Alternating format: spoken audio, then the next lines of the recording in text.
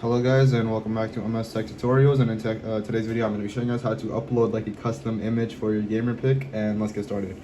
So the first thing you guys are going to do is you can either just go to Microsoft Edge and just like go on Microsoft Edge, just search something you want, and just go to the image and then just click on the three dots. So just click on the three dots on the image and it's going to say save as, and then you can just do that.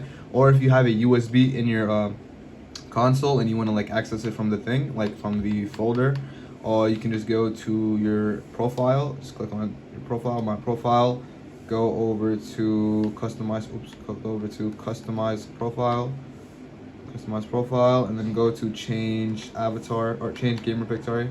And then from here, I don't have anything, but you just click on upload a custom image, and then from here the picture that you saved is going to be here. And also what is also going to be here is like the documents from your USB. So yeah, that is basically how you do it. And okay, like I said, I don't have anything like in right now, but the pictures that you saved, it will be shown right here. And then I'm pretty sure the documents, like from the folders, like for example from your PC, is gonna be like here as well.